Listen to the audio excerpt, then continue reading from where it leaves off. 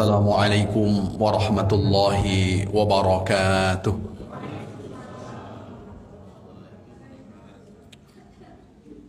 Alhamdulillahillazi arsala rasulahu bilhuda wa dinil haq liyudhhirahu ala ad-dini kullih wa kafa billahi shahida.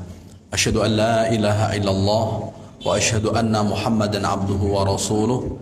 Allahumma salli wa sallim wa barik ala Muhammadi wa ala alihi wa ashabihi wa man tabi'al huda. Subhanaka la ilma lana illa ma 'allamtana innaka antal alimul hakim. Rabbi shrah li sadri wa yassir li amri wahlul 'uqdatam min lisani yafqahu qawli. Waqad qala ta'ala fi kitabihil karim wa huwa asdaqul qailin. A'udzu billahi minasy syaithanir rajim. Bismillahirrahmanirrahim. Ya ayyuhallazina amanu taqullaha haqqa tuqatih wa la tamutunna illa wa antum muslimun. Al-ayah. Shadaqallahul azim. Amma ba'd. Ma'asyiral muslimin wal muslimat, para alim, para ulama, para asatidz, para tokoh masyarakat, para orang tua kami, bapak-bapak, ibu-ibu, dan seluruh jamaah salat fardu maghrib yang semuanya insyaallah dimuliakan oleh Allah Subhanahu wa taala. Bersyukur kita kepada Allah dengan mengucapkan kalimat alhamdulillahi rabbil alamin. Semoga dengan senantiasa kita bersyukur memuji Allah mengantarkan kita menjadi orang-orang yang mulia kelak di sisi Allah Subhanahu wa taala. Amin ya rabbal alamin. Afdalul ibadi yaumal qiyamati 'indallahil hammadun. Hamba-hamba Allah yang paling mulia kelak di sisi Allah pada hari kiamat adalah mereka yang ketika di dunia banyak memuji Allah Subhanahu wa taala. Bersalawat kita kepada baginda Rasul dengan mengucapkan kalimat Allahumma salli ala Sayyidina Muhammad wa ala ali Sayyidina Muhammad. Assalamu alayka ya Rasulullah. Seraya berharap semoga kita menjadi bagian dari umat Rasul yang kelak mendapat syafaatnya di padang mahsyar. Allah izinkan kita berkumpul berjumpa dengan beliau di dalam surganya. Amin ya rabbal alamin. Bapak Ibu jamaah yang dimuliakan oleh Allah Subhanahu wa taala, pada kesempatan malam hari ini saya akan membacakan di antara sekian bab yang ditulis oleh Imam Qurtubi, annal lisana fil fitnati asyaddu min waqa'is sayf, bahwa fitnah yang timbul karena ucapan, karena lisan itu lebih dahsyat dibanding tebasan pedang. Terkait dengan hal ini, Imam Qurtubi mengutip sabda baginda Rasulullah sallallahu alaihi wasallam dari Abdullah bin Umar. Ia berkata, baginda Rasulullah sallallahu alaihi wasallam bersabda, "Iyyakum wal fitnah." Kata baginda Rasulullah, jauhilah, hindarilah fitnah-fitnah. Jadi kalau ada fitnah jangan kita masuk ke dalamnya, tapi bagaimana kita terhindar dari fitnah itu. Karena Rasulullah sallallahu alaihi wasallam mengajarkan kita untuk jauh dari fitnah. Bahkan doa kita setiap tasyahud akhir, selesai kita membaca tasyahud akhir itu sendiri, kita memohon perlindungan kepada Allah. Di antaranya, Allahumma inni a'udzubika min fitnatil mahya wal mamat. Kita memohon perlindungan kepada Allah agar ketika hidup kita tidak mendapatkan fitnah, dan begitu juga kita setelah mati. Fitnah mati juga pasti akan banyak yang kita lewati tahap demi tahap. Begitu juga fitnah ketika di dunia. Maka kita memohon perlindungan kepada Allah Subhanahu wa taala agar selamat dari fitnah-fitnah tersebut. Lalu kemudian ketika Rasulullah sudah berpesan agar kita menjauhi fitnah, Rasulullah sallallahu alaihi wasallam sandingkan dengan lisan. Fa innal lisana fiha. Sesungguhnya mulut bersamaan dengan fitnah ini dia lebih tajam dibanding kemudian tebasan pedang. Maknanya mulut sangat punya potensi besar untuk terlibat dalam fitnah. Karena mulut punya potensi besar untuk terlibat di dalam fitnah, Rasulullah sallallahu alaihi wasallam menjelaskan anggota tubuh orang yang banyak mengantarkan pemiliknya masuk ke dalam neraka Allah Subhanahu wa taala, satu di antaranya adalah mulut. Maka ketika beliau ditanya an aktsari ma yudkhilun nas annar, wahai Rasul, kira-kira apa yang nanti banyak mengantarkan orang berada di dalam neraka Allah Subhanahu wa taala? Kata beliau, al-ajwafani, dua lubang. Satu di antara dua lubang itu al-fammu adalah mulut. Kenapa kemudian mulut ini fitnahnya lebih besar dibanding tebasan pedang? Di antara keterangan Imam Qurtubi, kata beliau, ketika mulut itu lebih kejam, lebih tajam dibanding pedang, beliau jelaskan, ai bil kadhibi inda a'immatil jur wa naqlil akhbar ilaihim. Ketika mulut ini berdusta, ketika mulut ini mengalihkan perkataan dusta kepada orang-orang yang punya kuasa. Saat perkataan dusta itu dipercaya oleh orang-orang yang punya kuasa, lalu dengan perkataan dusta ini penguasa memberikan putusan hukum, akhirnya banyak orang yang tidak bersalah menjadi salah.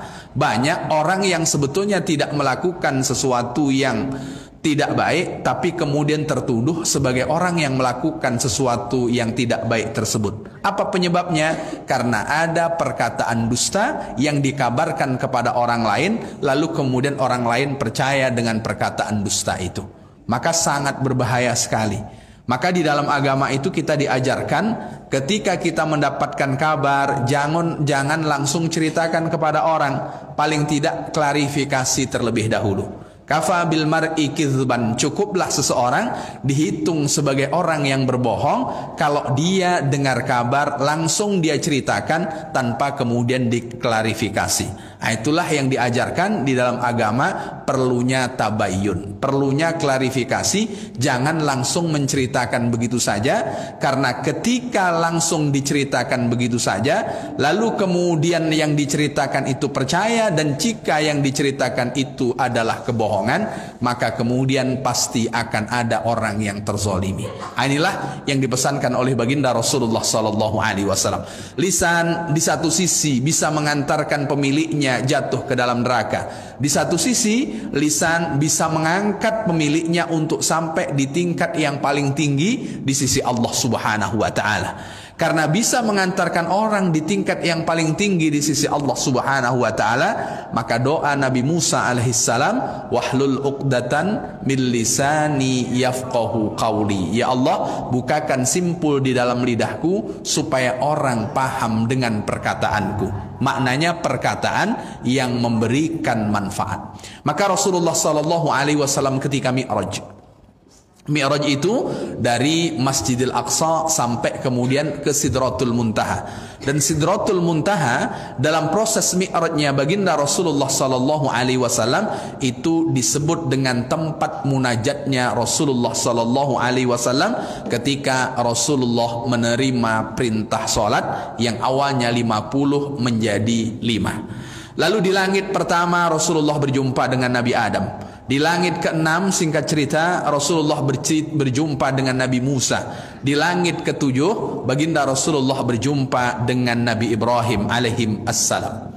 Lalu kemudian ketika di langit pertama dan seterusnya sampai ke langit ke-7, ketika jumpa dengan para nabi, terjadi dialog antara Rasulullah sallallahu alaihi wasallam dengan mereka setelah kemudian dikenalkan oleh malaikat Jibril alaihissalam. Tapi sebelum Rasulullah sampai ke Sidratul Muntaha, tempat di mana beliau bermunajat kepada Allah, ra'a rajulan mughayyiban fi nuril arsh. Rasulullah melihat seseorang yang orang itu menghilang bersama dengan cahaya singgasana Allah Subhanahu wa taala. Maknanya Rasulullah tak sempat berjumpa dan berdialog, cuman Rasulullah hanya melihat dari kejauhan. Karena melihat dari kejauhan, maka kepada siapa Rasulullah sallallahu alaihi wasallam bertanya? Tentu bertanyanya kepada malaikat Jibril, karena malaikat Jibril gaib ketika Rasulullah sallallahu alaihi wasallam Mi'raj. Apa pertanyaan Rasulullah kepada malaikat Jibril? Anabiyun, wahai Jibril, apakah orang yang menghilang itu adalah seorang nabi? Lalu kemudian kata malaikat Jibril, lah, bukan. Amalakun, kalau dia bukan nabi pasti dia adalah malaikat. Lalu kata malaikat Jibril, bukan. Kalau bukan, siapa orang yang berada di tempat di atas Nabi Ibrahim alaihissalam dan dekat dengan Sidratul Muntaha, tempat bermunajatnya baginda Rasulullah sallallahu alaihi wasallam? Ditanyakan oleh Rasulullah kepada Jibril. Lalu kata Jibril, hadzal rajul lisanuhu ratbun bi dzikrillah. Ini orang dahulu ketika di dunia dia jaga lisannya. Bagaimana cara menjaga lisannya? Dia perbanyak untuk menyebut asma-asma Allah Subhanahu wa taala. Maka kalau ingin menjadi orang yang mulia di sisi Allah Subhanahu wa taala, bahkan Rasulullah ketika Isra tak sempat terjadi komunikasi. Siapa? Oh, orang yang dahulu ketika hidup di dunia dia banyak zikir kepada Allah Subhanahu wa taala sebagai bentuk dia menjaga lisannya agar lisan itu tidak terjatuh dalam sebuah fitnah. Maka banyak berzikir kepada Allah. Tapi bukan hanya ini saja yang dia lakukan. Dia ada jatuh cinta dengan rumah Allah. Ketika hidup dia tidak pernah membentak sama sekali kedua orang tuanya. Itulah yang membuat orang punya posisi tinggi di sisi Allah Subhanahu wa taala yang Allah perlihatkan dalam perjalanan Mi'raj baginda Rasulullah sallallahu alaihi wasallam. Lalu masih terkait dengan fitnah ini tadi, fitnah mulut. Bapak Ibu yang dimuliakan oleh Allah Subhanahu wa taala. Baginda Rasulullah sallallahu alaihi wasallam juga mengingatkan. Apa kata beliau? Wailun lilladzi takallama bil kalimah minal kadzib liyudhikan nas wailun lahu wa wailun lah.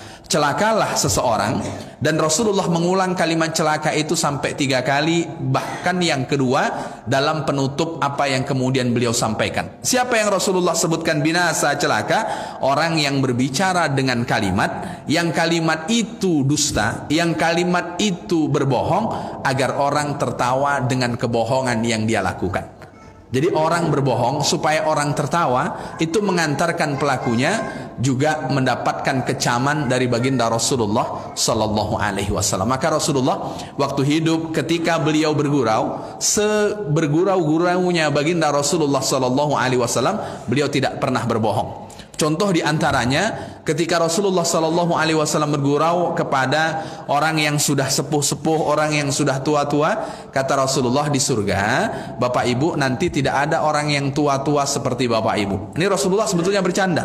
Tapi kemudian para sahabat yang pada waktu itu menanggapi pesan Rasulullah, mereka sangat sedih. Kenapa? Karena Rasulullah mengatakan di dalam surga tidak ada orang tua. Maknanya bahwa memang di dalam surga orang Allah Subhanahu wa taala kembalikan muda. Mutamassilatu fis sinni, secara umur mereka sebaya. Jadi orang-orang di dalam surga ketika hidup di dunia meskipun sampai di usia senja, sampai usia tua, tapi nanti di dalam surga Allah Subhanahu wa taala kembalikan muda. Kecuali yang meninggal di waktu kecil, maka di dalam surga tetaplah kecil. Mereka akan menanti orang tuanya di pintu surga dan akan menarik orang tuanya untuk mendapatkan izin dari Allah Subhanahu wa taala masuk ke dalam surga Allah Subhanahu wa taala. Maka yang tua-tua semuanya pasti Allah kembalikan muda.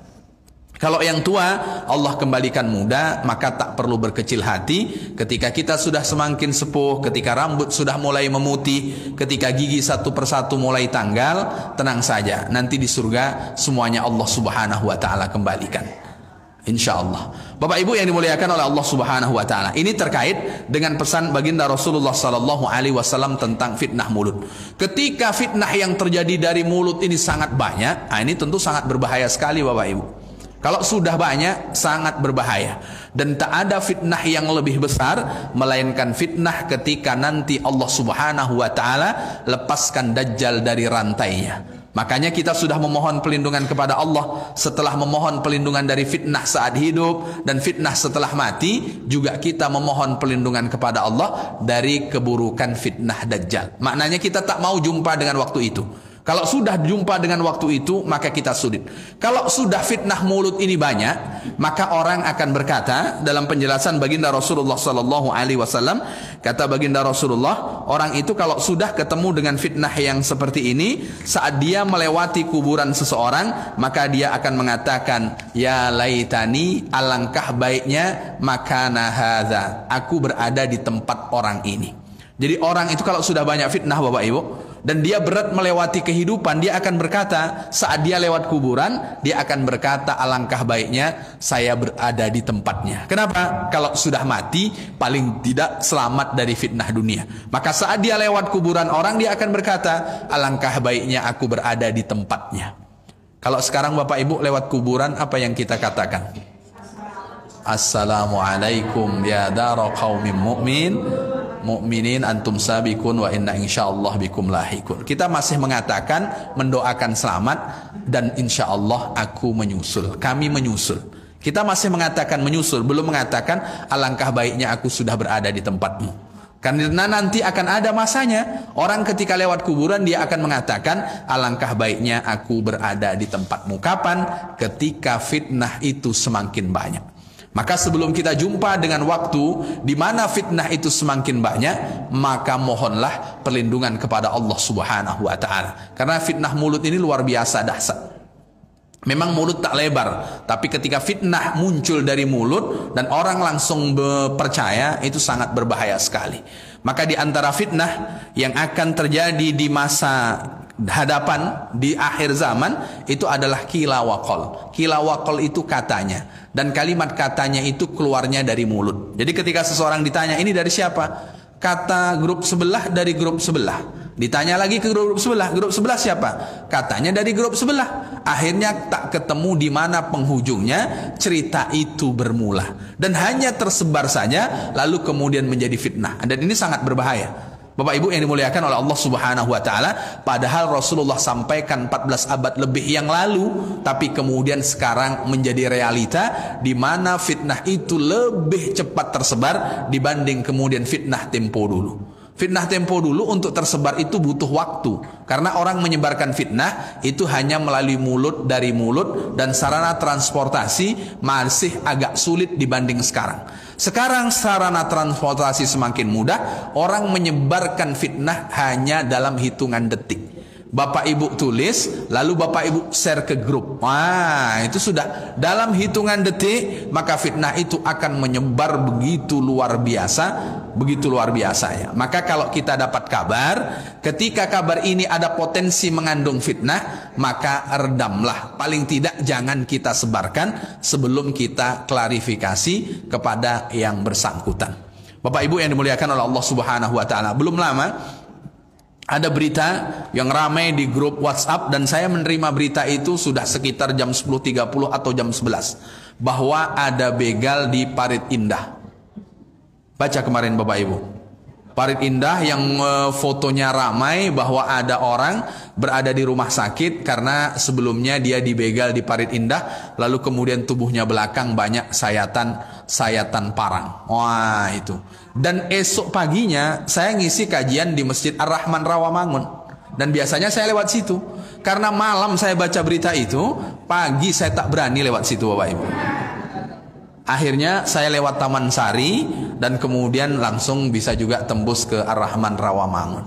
Dan setelah pengajian ada muncul berita, oh ternyata berita itu berita bohong. Wah, ini kan berbahaya Bapak Ibu ternyata luar biasa bahaya berita. Dan itu kan menyebarnya sekejap, sebentar, lalu kemudian muncullah klarifikasi dari keterangan polsek setempat menyatakan bahwa itu tidak benar terjadi di Parit Indah. Jadi untuk menyebarkan fitnah sekarang ini sekejap betul, sebentar sekali. Apalagi 2024 menjelang, ini ujung-ujung tahun ini, akhir tahun inilah, ini sudah mulai banyak. Maka ketika ada berita dan itu punya potensi membawa fitnah, maka mohon untuk tidak cepat menyebarkan sebelum kemudian kita klarifikasi terhadap berita tersebut. Kenapa? Kalau seandainya kita menyebarkan fitnah, berarti lisan kita terlibat di dalamnya. Kalau lisan kita terlibat di dalamnya, dan lisan adalah anggota tubuh yang paling banyak mengantarkan pemiliknya untuk menempati neraka Allah Subhanahu wa taala. Wal iyadzubillah, sama-sama kita memohon perlindungan kepada Allah.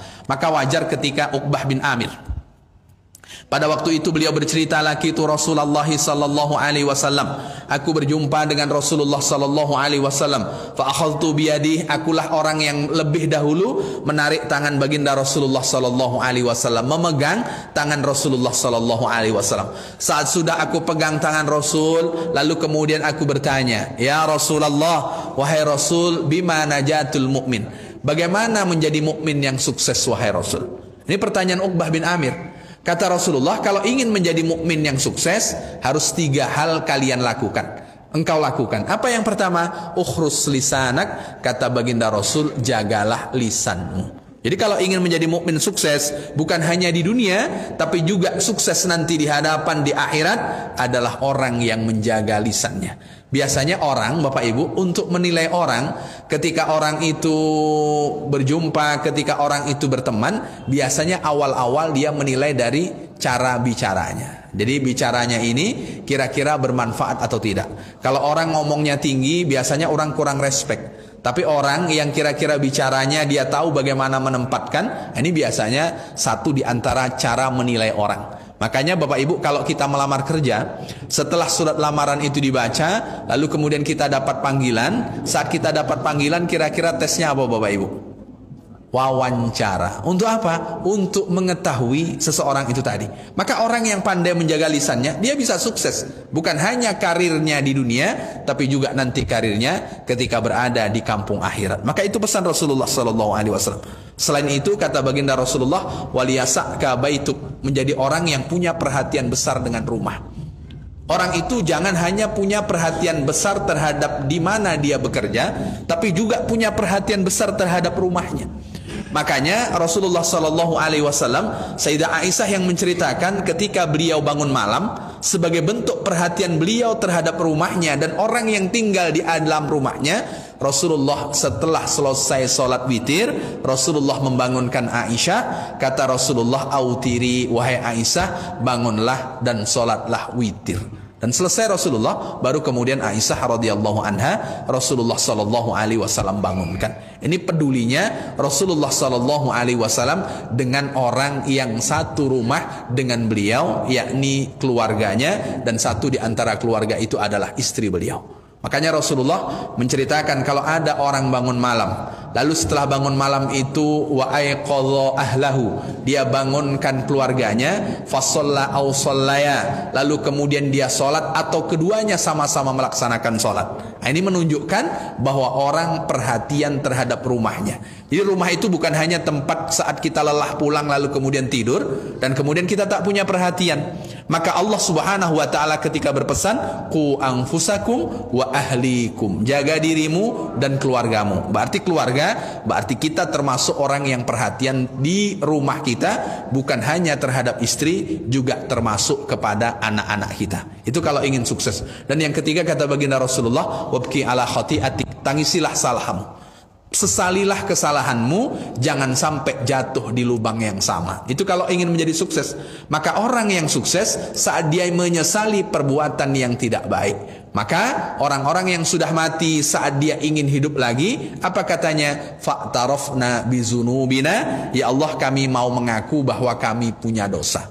Maka orang yang sudah mengaku sebelum mati termasuk orang-orang yang sukses, termasuk orang-orang yang beruntung yang disebutkan oleh baginda Rasulullah sallallahu alaihi wasallam. Maka ketika lisan sudah telajak melakukan dosa, lisan ketika sudah banyak melakukan kesalahan kepada Allah, sesali dengan menangis dan kemudian kita iringi dengan meminta ampun kepada Allah Subhanahu wa taala. Ini di antara hal yang terkait dengan bagaimana melewati fitnah ketika fitnah itu nanti banyak dan ketika kita berjumpa dengan fitnah-fitnah itu. Paling tidak sebelum fitnah itu banyak, meskipun fitnah itu sudah ada, minimal yang kita jaga adalah mulut kita supaya tidak menambah beban dengan kita menyebarkan fitnah tersebut.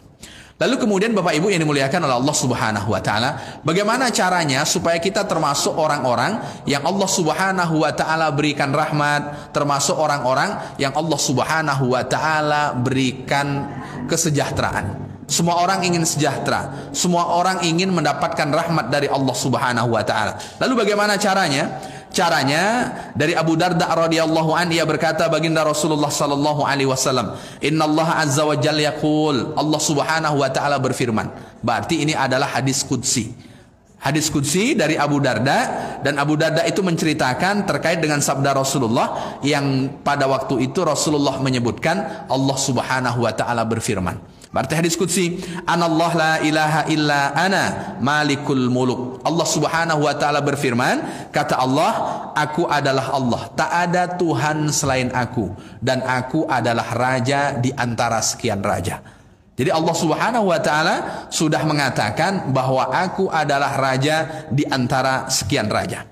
Lalu kemudian Lanjutan dari itu, Bapak Ibu yang dimuliakan oleh Allah Subhanahu wa taala, kemudian Allah mengatakan wa annal ibada idza ata'ani hawaltu quluba mulukihim alaihim birra'fah warahmah. Sesungguhnya para hamba jika mereka taat kepadaku, maka aku akan geser hati para pemimpin mereka untuk menjadi para pemimpin yang sayang dengan mereka. Jadi ternyata Bapak Ibu yang dimuliakan oleh Allah Subhanahu wa taala, ternyata kalau kita ingin punya pemimpin yang sayang dengan kita, satu di antara pesan Allah Subhanahu wa taala berawali dengan bagaimana kita taat kepada Allah Subhanahu wa taala. Maka berat kita untuk mendapatkan pemimpin yang sayang dengan kita kalau kita tidak taat kepada Allah Subhanahu wa taala. Maka Allah menyebutkan kalau ingin punya pemimpin yang sayang dengan kita, maka awalilah dari diri kita juga taat kepada Allah Subhanahu wa taala. Itu pesan Allah Subhanahu wa taala di dalam hadis qudsi. Jadi kalau ingin pemimpin itu sayang, lalu kemudian pemimpin itu peduli, pemimpin itu perhatian, maka awali dengan kita taat kepada Allah Subhanahu wa taala. Pasti Allah akan gerakkan hati para pemimpin yang sayang kepada kita. Meskipun kan sering kita berdoa, Allahumma la tusallin alaina man la yakhafuka wa la yarhamuna. Ya Allah, jangan beri penguasa kepada kami orang yang tidak taat kepadamu dan orang yang tidak sayang kepada kami. Jadi kalau kita ingin punya penguasa, yang penguasa itu sayang dengan kita, maka kita tentu awali dengan ketaatan kepada Allah Subhanahu wa taala. Ketaatannya bukan person, tapi bagaimana menjadi taat kepada Allah Subhanahu wa taala secara bersama-sama. Itu kalau ingin menjadi lebih baik ketika kita Allah Subhanahu wa taala karuniakan pemimpin. Lalu Bapak Ibu, di dalam hadis qudsi ini Allah menggunakan kata rahmah dan ra'fah secara beriringan. Ra'fah, rahmah. Meskipun secara terjemahan ra'fah dan rahmah ini sama-sama sayang, tapi kalau kemudian kita tengok lagi di dalam kamus bahwa ra'fah dengan rahmah itu sayangnya berbeda. Sama-sama sayang tapi berbeda. Kalau ra'fah itu rasa sayang yang muncul karena orang yang disayangi melakukan sesuatu yang kita senang. Itu namanya ra'fah. Jadi kalau ada orang sayang dengan kita karena dia melihat apa yang kita lakukan dia senang, itu namanya ra'fah. Itu namanya ra'fah. Tapi kalau rahmah, Bapak Ibu, dia tetap sayang meskipun orang yang disayang sedang melakukan sesuatu yang dia tidak senang. Nah, itu namanya rahmah. Maka dalam konsep nikah itu tidak ra'fah, tidak ra'fah, tapi rahmah. Maka mawaddatau wa rahmah, samawa. Nah, itu kan sakinah, mawaddah, warahmah, tidak warafah. Kenapa tidak warafah dan dia hanya dipilih dengan kata rahmah? Mohon maaf, orang kalau menikah, jika dia senang karena yang dia senangi melakukan sesuatu yang dia senang, maka pernikahan pasti akan cepat selesai. Akan cepat selesai. Maka mohon maaf, waktu dahulu masih dilamar, kita tidak tahu persis bagaimana utuh, bagaimana sifat calon suami dan bagaimana pula sifat calon istri. Dan kita tak tahu kebiasaan masing-masing. Setelah menikah baru kita tahu ternyata suami kita kalau tidur mendengkur.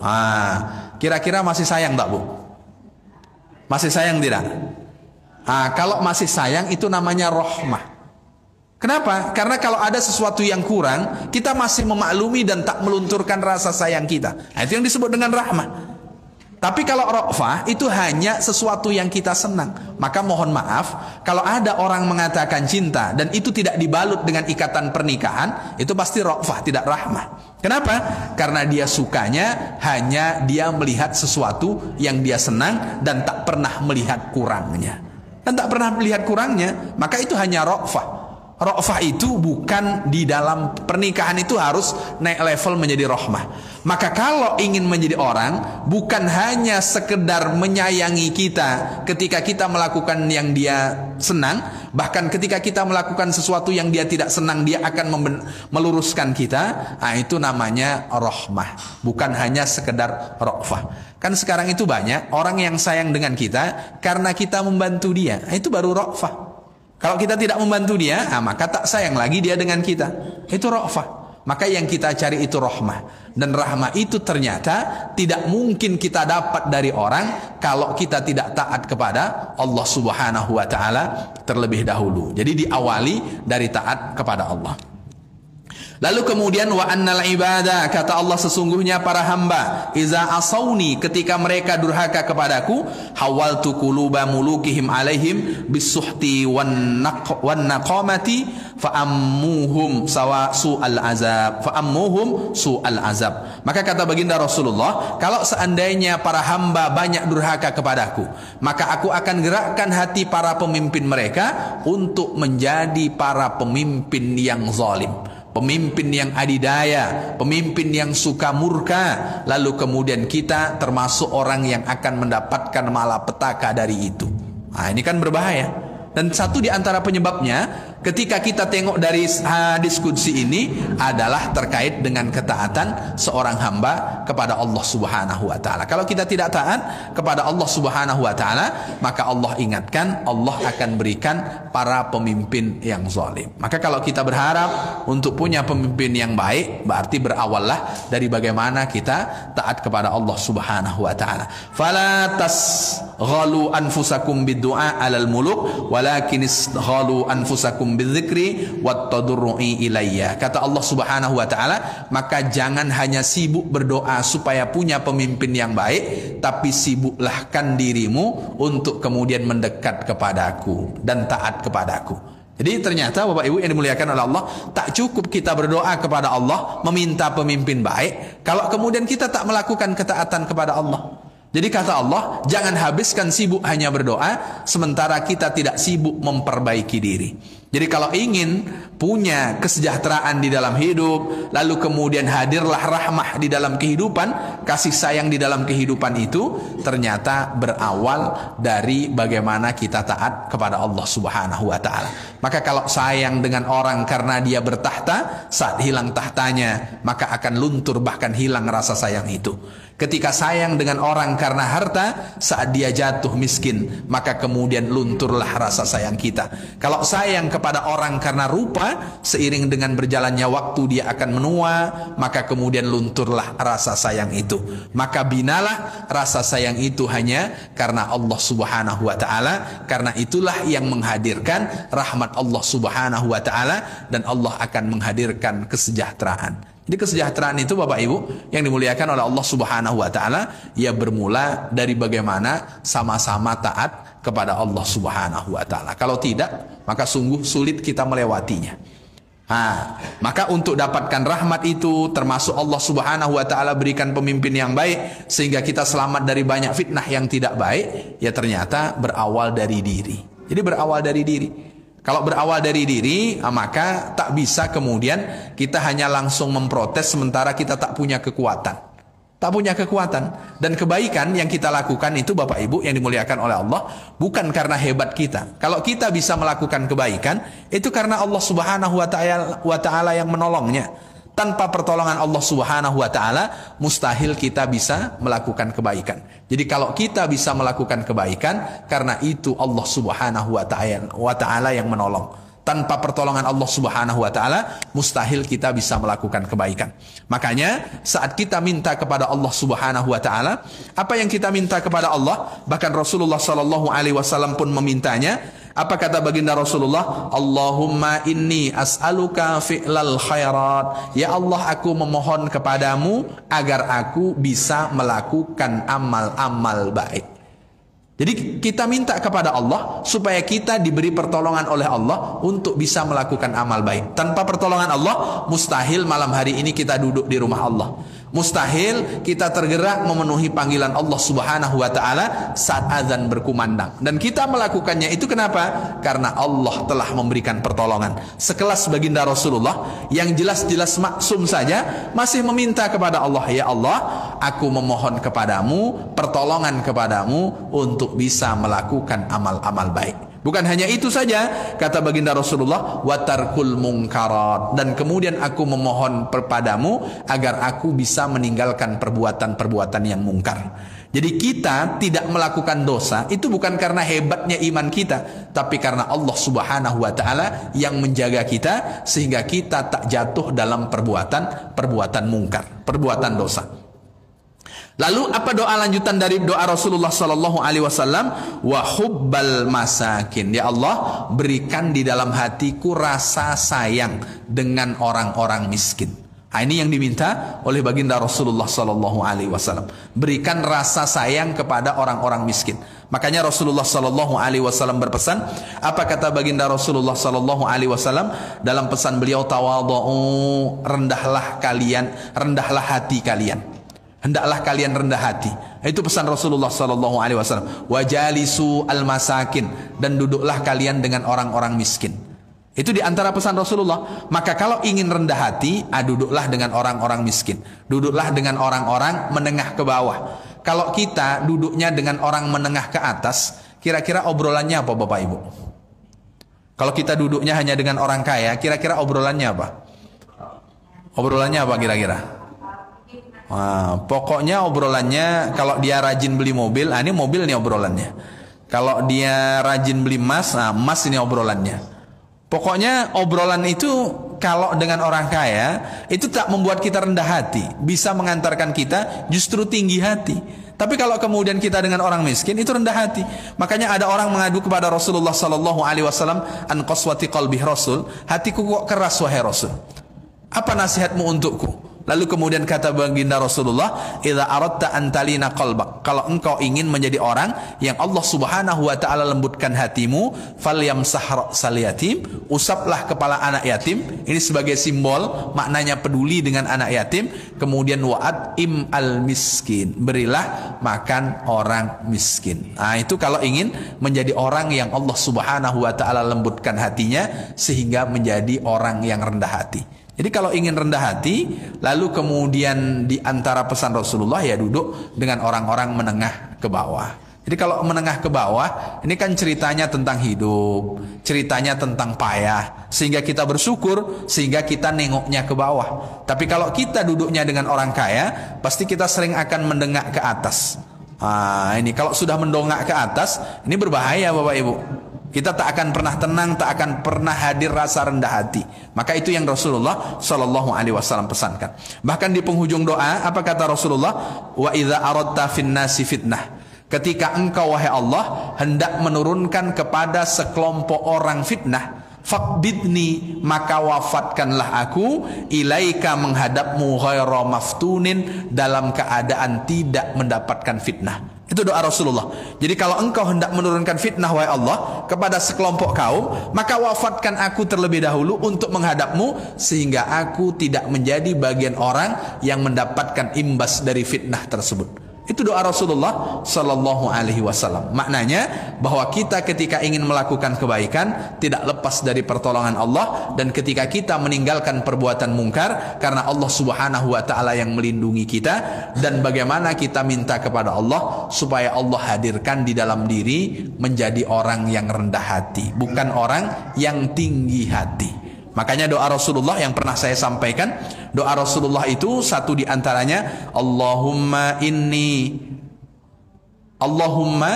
saya lupa teksnya, tapi secara terjemahan, ya Allah beri, Allahumma ahyini miskina wa amitni miskina wahsurni ma'a zumratil masakin. Ya Allah, hidupkanlah aku dalam keadaan miskin, wafatkan aku dalam keadaan miskin, nanti di padang mahsyar kumpulkanlah aku dengan orang-orang miskin. Itu doa Rasulullah sallallahu alaihi wasallam.